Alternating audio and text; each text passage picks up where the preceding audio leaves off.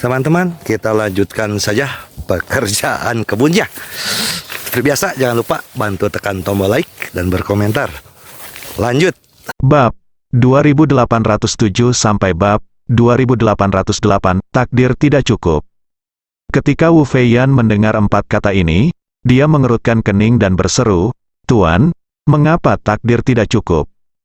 Meng Changsheng berkata dengan tenang, "Anda telah lama menganut Taoisme, dan Anda masih belum memahami banyak hal yang perlu dipahami oleh para kultivator dengan analogi. Di masa depan, jika Anda memahami 8 diagram kitab perubahan, Anda akan mengetahui bahwa manusia mempunyai banyak nasib, takdir, dan bakat. Itu adalah kunci dari segalanya." Wu Feiyan terkejut dan bertanya, "Tuan, apakah takdir itu?" Meng Changsheng berkata, "Nasib adalah fondasi umat manusia. Takdir spesifiknya mungkin berupa batang surgawi, cabang bumi, atau burung dan hewan. Nasib setiap orang ditentukan oleh batang surgawi dan cabang bumi. Bahkan Kaisar Manchu dari dinasti saat ini adalah sosok yang terbaik, dan jika dia ingin melawan surga, setidaknya dia haruslah seekor harimau atau ular piton. Lebih jauh lagi, ada jaringan penyu, jaringan phoenix, jaringan unicorn dan jaringan naga, dan bahkan jaringan senglong yang lebih tinggi. Semakin tinggi takdir Anda, semakin mulus jalan Anda menuju Taoisme, dan semakin besar peluang Anda untuk mengubah takdir Anda melawan kehendak surga." Berbicara tentang ini, Meng Changsheng menghela nafas, "Nasib saya adalah kilin. Meskipun kilin kuat, itu tidak cukup untuk mengubah nasib saya melawan kehendak surga." Wu Feiyan bertanya tanpa sadar, "Nasib seperti apa yang cukup?" Meng Changsheng menyesali, "Jika Anda ingin mengubah takdir Anda melawan kehendak surga, Longge hanyalah seorang pemula, tetapi bahkan Longge hanya memenuhi syarat untuk mengubah takdir Anda melawan surga. Tetapi mereka yang benar-benar dapat mengubah takdir Anda melawan surga adalah hanya 1 dari 100 di Longge." Karena itu, Meng Changsheng berhenti sejenak dan melanjutkan, "Jika ini adalah takdir Senglong, peluang suksesnya akan jauh lebih besar." Wu Feiyan buru-buru bertanya, "Tuan, bagaimana nasib saya dan kakak laki-laki saya?" Meng Changsheng berkata dengan tenang, "Kamu dan Zulu sama-sama berada di dalam kotak harimau, yang merupakan nasib paling rendah di antara mereka yang menganut Taoisme. Meskipun tidak sulit bagi kamu dan kalian berdua untuk masuk ke dalam Taoisme, jika kamu ingin masuk sangat sejauh ini, tidak ada bedanya dengan pembicaraan idiot tentang mimpi. Saya seorang guru dan Anda serta guru dan murid lainnya. Pil ini adalah kesempatan yang saya berikan kepada Anda." Wu Feiyan bertanya dengan ekspresi sedih, "Tuan, tidakkah Anda ingin memberi kami lebih banyak bantuan jika saya dan kakak laki-laki saya tidak cukup layak? Anjing-anjing King di luar hampir menyatukan dataran tengah, dan saya serta kakak laki-laki saya sudah lemah. Jika tidak ada lagi dengan keterampilan dan senjata magis yang lebih kuat, saya khawatir akan sulit untuk menyelesaikan tujuan besar melawan dinasti Qing." Meng Changsheng tersenyum dan berkata, "Feiyan, pembelajaran seumur hidup dan harta magis tuanku telah ditempatkan di tempat yang aman. Di masa depan, hanya mereka yang ditakdirkan untuk memiliki takdir yang lebih tinggi dariku yang akan memiliki kesempatan untuk membukanya. Siapa yang bisa mendapatkannya? Siapa pewaris saya?" Ekspresi Wu Feiyan tidak bisa membantu tetapi menunjukkan sedikit kesuraman. Dia tidak menyangka bahwa tuannya akan mengatakan kata-kata kejam seperti itu kepadanya ketika akhir hidupnya sudah dekat. Menurutnya, dia tidak memenuhi syarat untuk mewarisi keterampilan dan senjata ajaibnya. Pil ini telah memberiku banyak perhatian. Wu Feiyan merasa sangat tertekan pada saat ini. Rasa terima kasihnya kepada Meng Changsheng menghilang dalam sekejap, hanya menyisakan keengganan dan kebencian yang kuat. Namun, dia tidak berani menunjukkannya di depan Meng Changsheng. Jadi dia hanya bisa mengubur kebencian ini jauh di dalam hatinya. Pada saat ini, Meng Changsheng mengeluarkan sebuah cincin, menyerahkannya kepada Lin Zulu, dan berkata, "Zulu, kamu jujur dan memahami keadilan, tetapi hatimu masih sedikit terlalu baik, dan kamu pasti akan menderita kerugian di masa depan. Masa depan, cincin ini sangat berharga di hatiku. Tapi aku tidak membutuhkannya lagi, jadi aku akan memberikannya padamu. Jika kamu bisa memahami rahasianya sebelum waktumu habis, kamu bisa hidup seperti tuanku selama 500 tahun lagi. Guruku berharap kamu bisa mendapatkan kembali negara dan negara untuk orang Han, seperti Jenderal Besar Sima dan Jenderal Husar, yang mengantar suku Hun ke Mobei, meminum kuda di lautan luas, dan menyegel serigala di Su. Wu Feiyan di samping merasa lebih jijik saat mendengar ini. Dia tahu bahwa arti lain dari perkataan tuannya adalah bahwa karakternya tidak cukup jujur, dan masih ada kesenjangan besar antara dia dan kakak laki-lakinya, yang membuatnya semakin tidak bahagia. Lin Zulu tidak mau menerima cincin itu saat ini, dan dengan cepat menolak, "Guru, Anda telah terlalu banyak membantu murid saya tidak dapat menerima cincin ini." Meng Changsheng tersenyum tenang dan melemparkan cincin itu ke arah Lin Zulu. Cincin itu tiba-tiba menghilang di udara dan detik berikutnya sudah ada di jari Lin Zulu.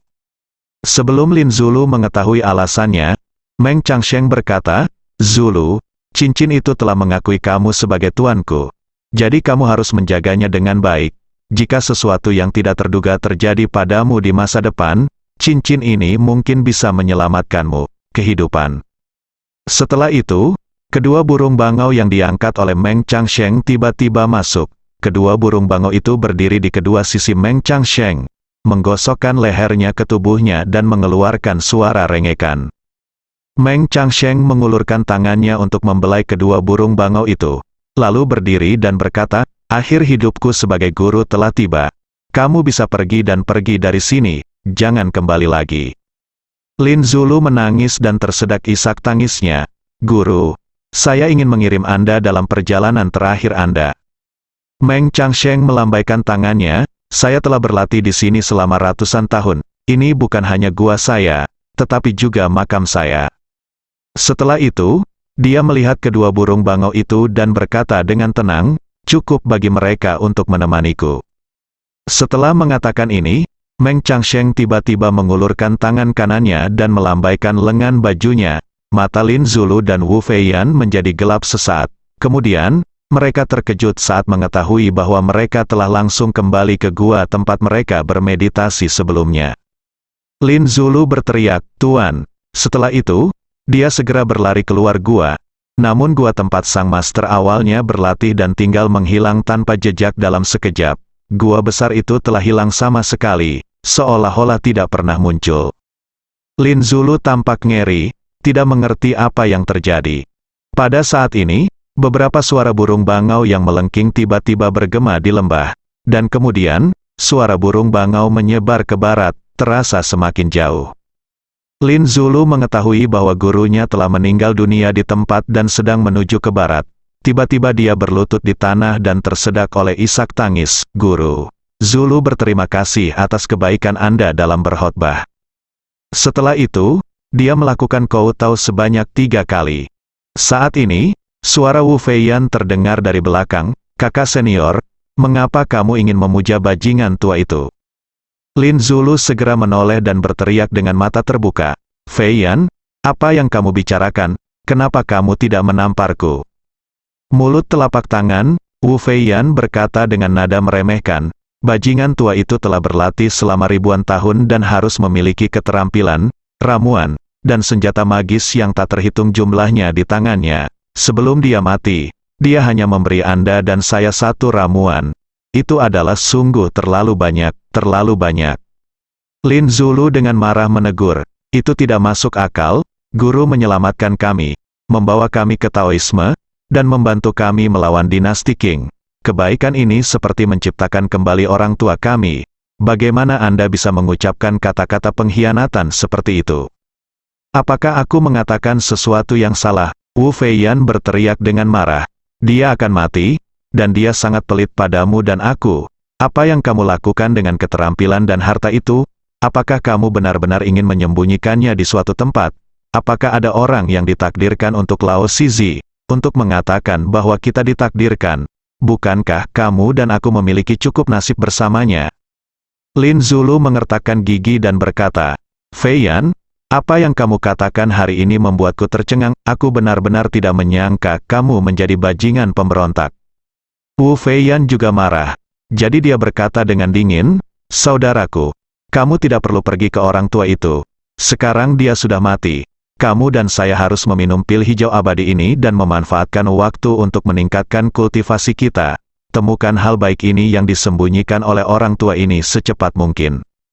Lin Zulu sangat kecewa, Fei Yan. Mulai hari ini, aku bukan lagi kakak laki-lakimu, dan kamu bukan lagi adik perempuanku.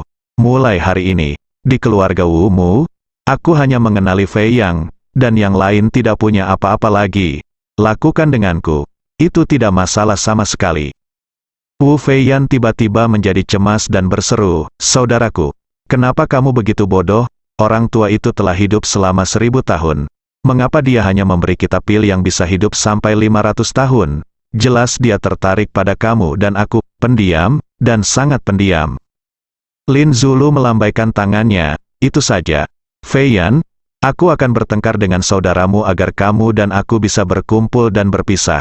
Aku akan tinggal di sini dan mengamati baktiku kepada tuanku selama 3 tahun. Kamu bisa pergi sendiri.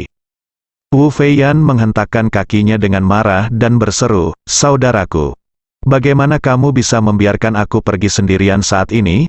Apakah kamu tidak tahu kasih sayang yang aku miliki untukmu selama ini? Karena kamu mengira aku menyalahkan guru. Maka saya menarik kembali apa yang baru saja saya katakan. Karena guru telah memberi kita 2 pil yang dapat hidup selama 500 tahun. Mengapa kita tidak meminum pil-pil itu bersama-sama, menikah sejak saat itu, dan menjalani 500 tahun ini?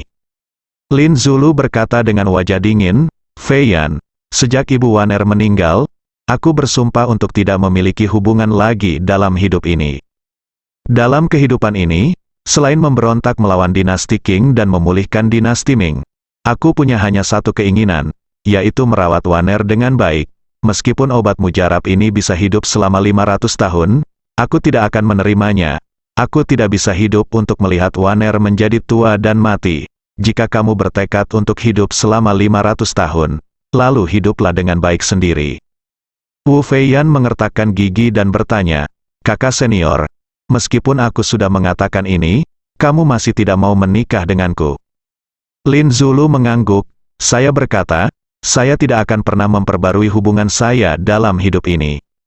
Wu Fei Yan bertanya kepadanya, bagaimana dengan pilmu? Apakah kamu benar-benar tidak akan meminumnya? Lin Zulu mengangguk lagi. Sayangnya, arsenikku, ramuan abadi ini akan membuat seorang ayah melihat putrinya menjadi tua, dan melihat putri-putrinya menjadi tua. Ramuan semacam ini, bagiku, tidak ada bedanya dengan arsenik, jadi wajar saja aku tidak akan memakannya. Oke, Wu Fei Yan berkata dengan dingin. Karena kakak laki-laki senior tidak menyukai ramuan ini dan tidak mau memberikannya kepadaku. Jika aku dapat menemukan suami yang baik, aku dapat hidup bersamanya sampai usia 500 tahun dan menikmati semuanya, kemuliaan dunia ini. Setelah mengatakan itu, Wu Fei Yan berkata lagi, ngomong-ngomong, dan cincin yang guru berikan padamu, karena kamu tidak memiliki semangat juang, tidak ada gunanya kamu menyimpan cincin ini. Mengapa tidak serahkan semuanya padaku? Selama saat Anda memberi saya 2 hal ini, saya akan segera meninggalkan Siwandasan. Mulai hari ini, Anda akan mengambil jalan Yangguan Anda dan saya akan menyeberangi jembatan satu papan saya. Saya tidak akan pernah mengganggu Anda lagi dalam hidup ini. Lin Zulu menggelengkan kepalanya, melihat ke kejauhan, dan bergumam, alasan mengapa pil evergreen bersifat arsenik bagiku adalah karena aku masih memiliki seorang putri, Waner, tetapi Waner baru berusia 17 tahun, dan dia adalah belum menikah. Setelah saya menjalankan bakti saya kepada guru selama 3 tahun, saya akan memberikan ramuan ini kepadanya sehingga dia dapat menjalani kehidupan yang baik selama 500 tahun ini. Wu Fei Yan berdiri di belakang Lin Zulu, dengan urat biru menyembul. Dia diam-diam memegang satu tangan di pinggangnya dan berkata dengan suara dingin, kakak senior, kamu benar-benar menghancurkan hatiku. Aku, Wu Fei Yan, telah hidup begitu lama dan banyak talenta muda yang ingin menikah denganku. Tetapi kamu tidak pernah menolak. Di mataku, kamu telah menghancurkan hati Taoku seperti ini hari ini. Jadi bagaimana aku bisa menjalani kehidupan yang baik selama 400 tahun yang tersisa? Setelah itu, dia tidak menunggu reaksi Lin Zulu, dan segera mengeluarkan pedang lembut dari pinggangnya. Dengan jentikan pergelangan tangannya, pedang lembut itu segera menjadi sangat keras. Segera, dia menusukkan pedang lembut itu ke Lin Zulu di kecepatan yang sangat cepat, latar belakang Zulu. Lin Zulu tidak pernah membayangkan bahwa Wu Feiyan, yang mengikuti Wu Feiyang, mengelilinginya sepanjang hari, dan diperlakukan sebagai adik perempuannya, akan membunuhnya di belakang punggungnya. Dia merasakan sakit yang menusuk di hatinya, dan dia tidak bisa tidak memikirkan putrinya yang sangat dia rindukan. Segera setelah itu, penglihatannya menjadi gelap, dan orang itu langsung menghilang dari Siwandasan dan dari depan pedang Wu Feiyan. Tepat ketika Wu Feiyan berpikir bahwa Lin Zulu akan terbunuh oleh serangan penuhnya, Lin Zulu menghilang tanpa jejak dalam sekejap di depannya.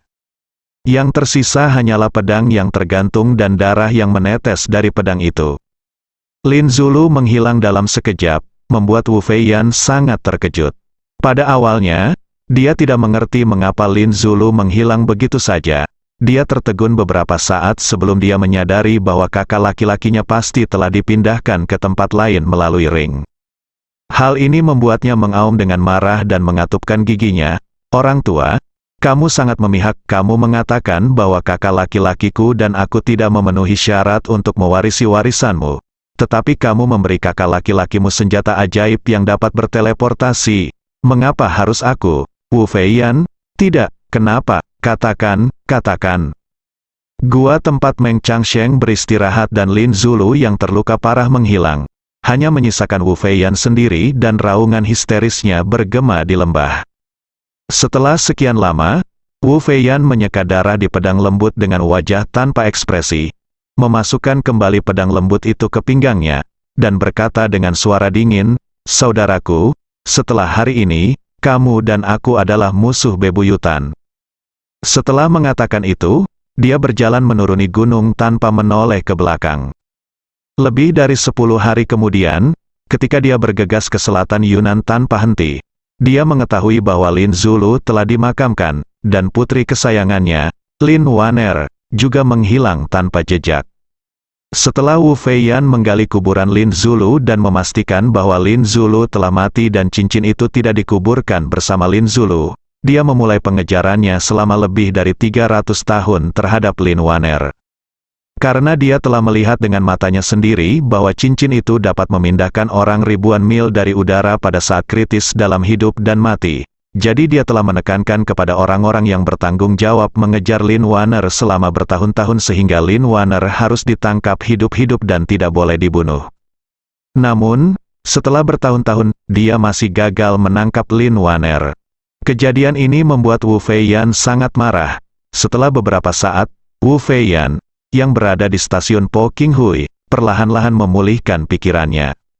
Mengingat kembali tahun itu, dia masih merasa marah. Selama 300 tahun, selain mengejar Lin Waner, dia juga mencari warisan yang ditinggalkan tuannya. Namun selama bertahun-tahun, dia belum menemukan petunjuk apapun. Lebih dari 20 tahun yang lalu, pasangan muda memasuki Gunung Siwanda dengan petunjuk yang mereka temukan secara tidak sengaja di luar negeri.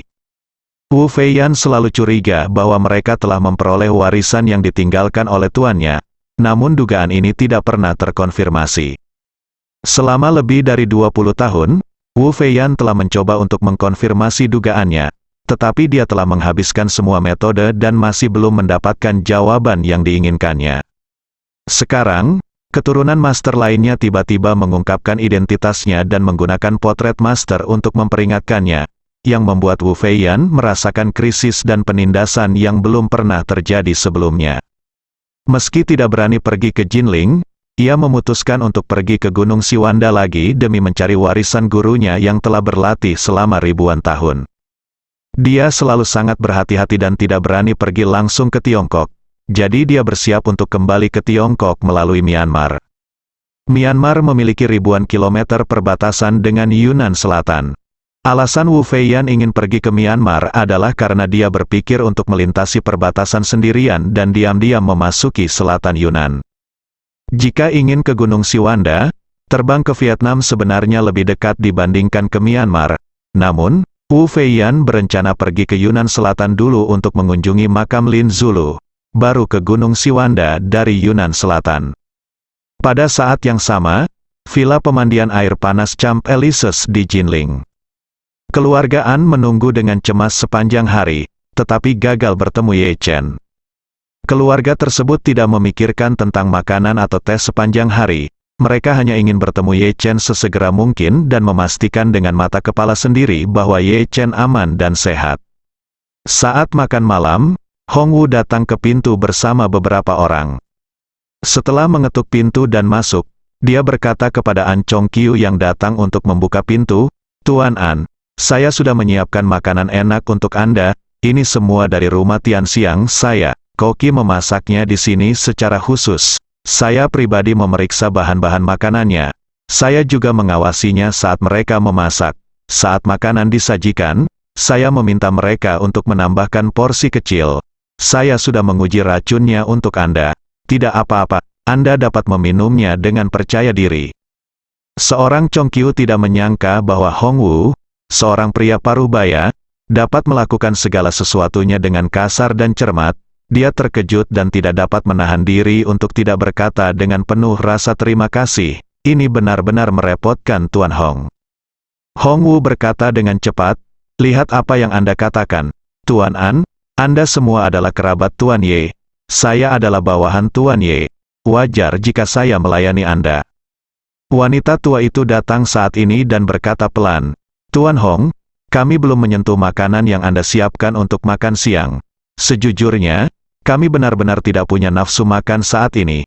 Saya bertanya-tanya bagaimana keluarga saya Chener sedang melakukannya.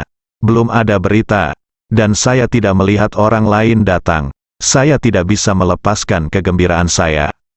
"Iya," orang tua An Qishan hanya bisa menghela nafas. "Tuan Hong, bisakah Anda membantu kami menghubungi Chener?" Hongwu terkekeh dan berkata, "Tuan An, saya tidak boleh berbicara omong kosong. Tetapi Tuan Ye secara khusus meminta saya untuk mengatur makanan ini malam ini. Dia tidak hanya menyiapkan semua hidangan khas rumah Tianxiang saya, dan bahkan bertanya kepada saya untuk menyiapkan anggur terbaik. Adapun niat Tuan Ye, Anda mungkin bisa menebaknya tanpa saya memberitahu Anda." Orang tua itu tiba-tiba terkejut dan bertanya, "Tuan Hong, maksud Anda, Chener akan datang untuk makan malam-malam ini?" Wanita tua di samping juga berkata dengan penuh semangat, "Tuan Hong, apakah Chener benar-benar datang?" Hongwu tersenyum dan berkata, "Tuan tua, Nyonya tua, Tuan Ye hanya meminta saya menyiapkan jamuan makan terbaik dan anggur terbaik. Dia tidak memberitahu saya apapun lagi. Tapi menurut saya itulah yang Anda duga." Bagus sekali, mata wanita tua itu tiba-tiba memerah karena kegembiraan. Dia menyeka air matanya sambil tersedak tak jelas. "Chener datang. Chongqiu, cepat bersiap." Seorang Chongqiu bertanya dengan cepat, "Bu, jika ibu membutuhkan saya untuk menyiapkan sesuatu, tanyakan saja kepada saya." Wanita tua itu berkata dengan gugup, "Saya tidak tahu. Hanya saja Chener tidak makan bersama kami selama 20 tahun. Kami harus menyiapkan beberapa makanan yang disukai Chener ketika dia masih kecil. Aku masih ingat dia suka makan terong gorengku. Kotak, cepat siapkan bahannya. Lebih cepat lebih baik." Seorang Chongqiu menjelaskan dengan sabar, "Bu, kami dibawa ke sini terburu-buru oleh Tuan Hong tadi malam. Belum lagi makanannya tidak ada. Bahkan peralatan dapur dan peralatan makannya mungkin tidak lengkap. Selain itu, Tuan Hong mengatakan bahwa Chen Er menyuruh kami untuk tidak pergi dari sini." Wanita tua itu berkata dengan tergesa-gesa, "Kalau begitu, panggil seseorang untuk mengirimkannya. Cucu tertua saya akan kembali. Sebagai seorang nenek, saya tidak bisa tidak siap." Seorang Chongqiu berkata tanpa daya, "Bu, tidak ada sinyal untuk telepon seluler di rumah ini, dan panggilan telepon rumah tidak dapat dilakukan. Tidak realistis menemukan seseorang untuk mengirimkannya sementara." Hongwu dengan cepat menjelaskan, "Tuan An, sinyal ponsel di sini diblokir oleh Tuan Ye. Dia berkata bahwa mungkin ada informan di dalam keluargaan, dan Anda tidak diperbolehkan menghubungi dunia luar untuk saat ini." Seorang Chongqiu bertanya dengan heran, "Masih ada informan di keluargaan?" Hongwu menjelaskan, "Tuan Ye hanya curiga, jadi demi kehati-hatian, Anda sebaiknya tidak menghubungi dunia luar untuk saat ini."